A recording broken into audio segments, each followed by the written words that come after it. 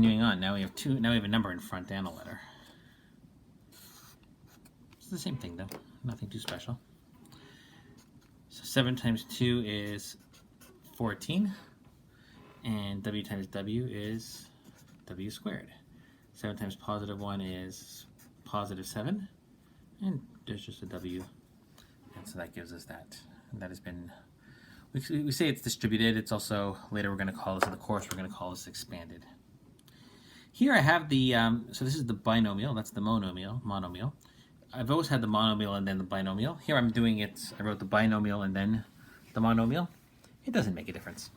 We can actually just, if we wanted, we can actually just multiply it backwards. And that would give us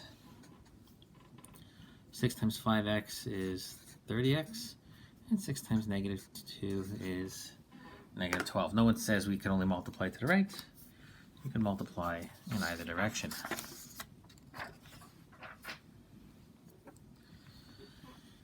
If there's 3 terms in the bracket, you distribute the thing in front to all 3 terms.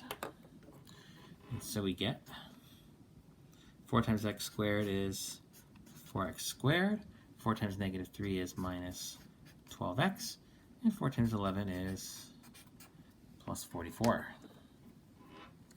Same thing over here, I'm going to be distributing this entire thing to those 3 terms. So minus 3 times 2, and notice I've been putting an equal sign in front because it's equal to the thing above it. We're just writing it in a different way. So negative 3 times 2 is minus 6. X times x squared, there's 3 x's in total, it's x cubed. And then minus 3 times 4 is minus 12. X times x is x squared. Negative 3 times negative 7, that's actually going to give us a plus. So if you do this yourself, as you should be doing, pausing the video and trying it yourself, that should be a plus 21x.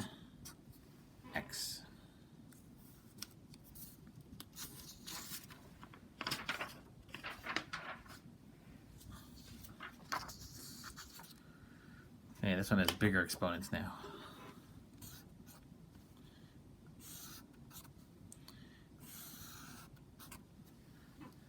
So as you may recall, or not recall, if you've been taught exponent rules before, the general rule here, we'll kind of do this on the side.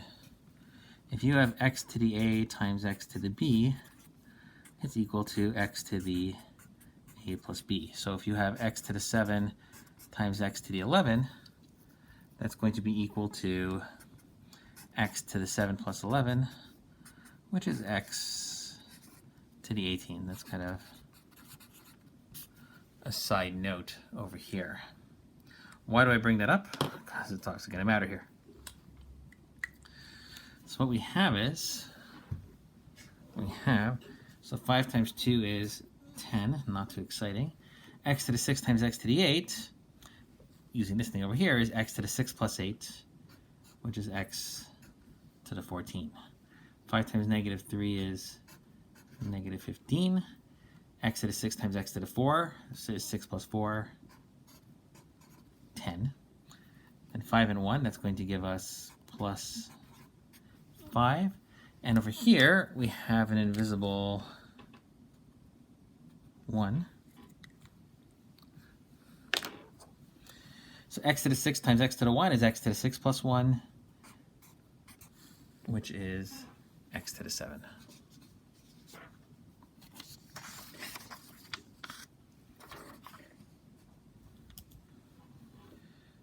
Okay. This one over here, as usual, we're going to multiply to 2x times both of these. What's different here is we have 2 different variables, right? 2 times 3 is 6. X times x is x squared. That was not exciting. 2 times negative 2 is negative 4. And x times y, well, it's just xy. xy is x times y. That's how you write x times y. And that's it. That's the answer. You could have written it as a point. You could have written it for yx, but I tend to do it in alphabetical order. because why not?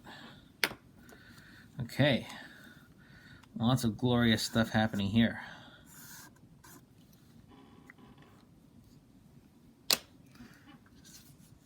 We have